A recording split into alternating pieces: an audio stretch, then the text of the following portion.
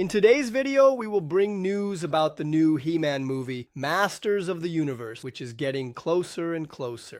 We will also bring the most important post-credits scene from Marvel. And the most curious thing is that it has become more important now that people are realizing this, perhaps after the Thunderbolts movie. They said the post-credits scene, the second one, it is mind-blowing.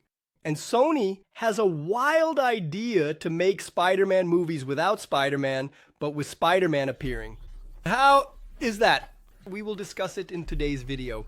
Before we start, comment below which news excited you the most. And remember, if you are already subscribed to the channel, hit the like button, leave your comment. And if you are not subscribed yet, watch the video for a bit. And if you like it, then go ahead, hit the subscribe button today and be very welcome. Let's get to the video. Look, I know you weren't expecting this. Neither was I expecting this. But yes, I was officially revealed at CinemaCon. Finally. After decades trapped in memes, old toys, and laughing gifs, the real skeleton is coming back to the big screen. And it's not just any comeback. They put me in a movie directed by Travis Knight, the guy who made Bumblebee and Kubo. You can already imagine that this thing is going to be, at the very least, visually insane, right? By the way, before I forget, yes, I'm going to ask for this. I hate doing this, but if I don't say it now, you'll watch, enjoy, laugh, and walk away, as if I were just another shiny skull on your timeline. So, subscribe to the channel, leave a like, and comment anything. If you don't do it, I'll force you to watch the 80s He-Man movie on loop for 24 hours with the original VHS dubbing. But getting back to what matters. At the CinemaCon presentation, they showed behind-the-scenes footage of the new Masters of the Universe movie. And look, what a surprise. They showed the logo, and only I screamed in the entire hall.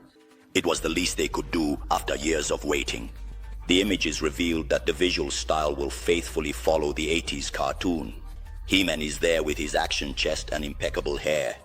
I myself appear in full body, mysterious, dark, beautiful.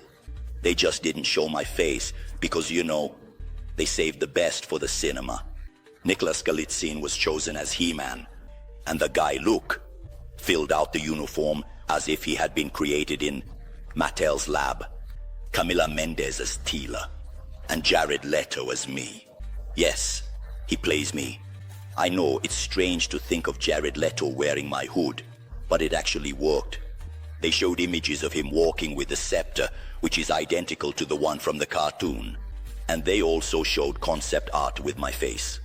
And honestly, I look more handsome than ever. Even my mother, her skull would be moved. The cast also includes Marina Baccarin as the sorceress and Idzelba as Duncan, the mentor. The costumes are impeccable. The level of detail is astonishing. Even the secondary characters appeared. Fisto, Triclops, Beastman, all of them making an appearance. It's as if they took all the toys from the collection and stuffed them into the movie all at once, without mercy. The scenes of Eternia shown in the footage are jaw-dropping. The sets built are gigantic, with panoramas that seem straight out of a high-budget science fiction film. The production is in the hands of designer Guy Hendrix Diaz, the same who worked on X-Men 2 and Superman. The Return. I saw an aerial image and thought, is this Eternia, Eternity? Or is it a new planned city by Elon Musk? Oh, and about Battle Cat. It hasn't been fully shown yet, but we've seen concept art of what promises to be one of the most epic creatures in the film. They haven't shown it roaring, but just by seeing it, the concept already lets you feel the impact. And there's more. It seems that part of the movie will take place on Earth. Yes, I know. But don't worry, because Eternal is the focus, or at least half of the focus. I can't give everything away, or it loses the fun. The most interesting thing is that the initial reaction from the audience was quite divided. Some were surprised, others more excited than if they had won a real Castle Grayskull. But there were also those who just stood there, observing, not understanding if it was nostalgia or a prank from the toy multiverse. I was the only one to shout like a lunatic. At least, someone let out an evil laugh worthy of a classic villain. Another thing that caught attention were the practical effects. Despite being a behind-the-scenes format presentation, we saw a lot of things ready, with actors in character and sets assembled. It seemed like they were filming a documentary about the construction of Eternia. And seeing Travis Knight saying he prepared his whole life for this movie only increased my excitement. The man said that nerds shaped his life. We're talking about a director who loves this franchise as much as I do. Myself. And to top it all off, there was a quick sequence where several characters appeared running side by side in a shot that made it seem like this is the only movie we'll have from the universe. Like, let's throw everyone in now, because later, Mattel might change their mind. Fisto, Triclops, Beastman, Cyclops, many faces. They were all there. It felt like a special live-action episode where the toys came to life and decided to cosplay as themselves. To conclude, if you also grew up watching He-Man, or if you just want to see a charismatic villain, like me, being played by Jared Leto, again, still strange, then this video is for you. And please, if you don't comment something like Skeleton from Owen, I will invade your feed with stickers of Prince Adam singing the WhatsApp version of 4 Non-Blondes. Villain's word. Well, after years of being missing, hidden among books on advanced genetics, dimensional machines, and some tests with anti-frizz hair that clearly failed, I, the Beast, have returned. And it wasn't just any return. No, I appeared there, in the post-credit scene of the Marvels, as if it were nothing, just to confirm that yes, I will be an Avenger, Doomsday. The big surprise, it seems that this post-credit scene has become the most important in the MCU so far. And of course, I'm here to tell you everything. But hold on, take a breath, because things are going to heat up. Before continuing, let me do the moment that every content creator loves, or not. If you don't subscribe and don't leave a like, I'll make you endure a week locked with me in a lab, listening to me recite the 8 to 12 variations of the mutant genome in Latin. I really hate asking for this, truly. But if I don't ask, you won't do it. It's like genetic mutation. It happens, but only with stimulation. Now, about the post-credit scene. Monica Rambeau fell into a parallel universe. And guess what? This universe has X-Men. I mean, almost. Maybe it's the Fox one, maybe not. The Fox chronology is so messed up that even I, with 3 PhDs, can't piece together the correct timeline. But what matters is that there, at that moment, the presence of Binary already gave the hint. This universe is different. Binary, who there is Maria Rambeau, Monica's mother in the comics, was always Carol Danvers. In other words, it already starts off differently. And look, how curious. The MCU had already swapped Carol for Maria before, back in Doctor Strange and the Multiverse of Madness. Coincidence? Only if the screenwriter had too much caffeine. And then comes the heavy part. To understand how Carol became Binary and ended up among the X-Men, we have to remember Rogue, that's Sweetie. In the comics, she absorbed everything from Carol. Powers, memories, and even the vital essence. Left the poor thing in a coma, without memories and without a soul. This explains a lot about Carol's cold temperament over the years. It's hard to smile when someone literally rips your identity away with a touch. Carol only returned to action much later, as Binary, after a complicated process involving trauma, mutations, and a bit of comic book cliché. And all of this happened while she was with the X-Men. That's why, if Avengers wants to do justice to the original material, they'll have to take this story into account. Otherwise, nothing justifies a non-mutant character being there out of nowhere. The climax? Carol met the vampire again. Imagine coming home and facing the creature that destroyed your life? Carol resolved it with punches. The fight was ugly, and Professor Xavier, always the diplomat, decided to help the vampire. The result? Carol said if she stayed, she would leave. And she left. This changes everything when compared to what was shown in the Fox movie. This context is essential to understand the universe Monica fell into. Her interaction with Binary Maria could be the key to connecting the Avengers of Universe 616 with the X-Men of this new place. And who will build this bridge? Myself, of course. Modesty aside, I am the brain behind almost all the X-Men's gadgets. In the comics, I'm the guy who solves time travel, dimensional portals, and at times, existential crises due to lack of Wi-Fi. The movies make this kind of genius difficult, but let's take it easy. In the post-credit scene, I had already detected that Monica was from another reality, and if there's someone who can send her back, it's me. You can bet on it. Another cool curiosity. I was the first X-Men to join, the Avengers. That's right. Long before Wolverine became a trend, I was already part of the team. Classic. And this has never been shown outside of the comics. Maybe now the MCU will finally bring this part of my story to the cinema. If it depends on me, this bridge between Avengers and mutants will work perfectly. And there's more. Remember Magnum?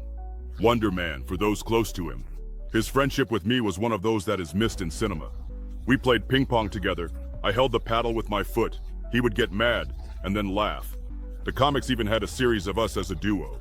It would be amazing to see this relationship being revived now, especially with the Magnum series coming to Disney Plus in December. By the way, will he also be in Avengers? They're hiding too much. Talk to me here. Do you think these X-Men are the same as the Fox ones, or is it another universe? Are they respecting the past of Binary and Rogue, or are they going to throw it all away? I also need to remind you that, over the years, Fox's movies played so much with the timeline that the characters themselves no longer knew what year they were in. Rogue, for example, was a teenager in one movie, then seemed like an adult in another. Without any explanation, this mess further fuels the idea that the reality shown now is an unprecedented variation. And there's an interesting detail. On Earth 838, the same Maria Rambeau was Captain Marvel. In other words, this swapping of identities between Carol and Maria might be used as a standard in alternate realities within the MCU. This opens the door to a bolder theory. Perhaps the original Carol Danvers doesn't even exist in this new universe. Moreover, the connection between Rogue and Binary in the comics is too emotionally complex to be ignored. When Rogue absorbed Carol, she was traumatized, also carrying memories that weren't hers. Therefore, the meeting of the two in the future of the MCU might go far beyond just fighting. It could be one of the most dramatic and symbolic moments of the new phase of the MCU. And just reinforcing, if you've made it this far and still haven't liked the video, subscribed or commented, I'm going to invade your house, mess up your TV settings, and turn your pet into a lab guinea pig. You've been warned. Activate the bell too, because this channel is going to explode with nerd content. Until next time, I'm out. And remember, when it comes to the multiverse, I'm the expert with fur. Hello everyone, Miguel O'Hara, Spider-Man from the year 2099 speaking. Let me share some news straight from the future. It seems that Sony has finally found a solution for Spider-Man movies, without Spider-Man. Yeah, that was my reaction too. But hold on, I'm going to explain this crazy idea. First, I'm going to leave you with a little taste of curiosity. Did you know that they are exploring the multiverse in a really creative way? Well then, let's get to the point. Do you remember Morbius? Yeah, I'd also prefer not to remember. At least it gave us the famous Morb in time, which became a meme. And what about Craven, the hunter? A guy who loves animals so much that he almost became the new defender of wildlife. I admit I laughed, but Sony needed a better plan.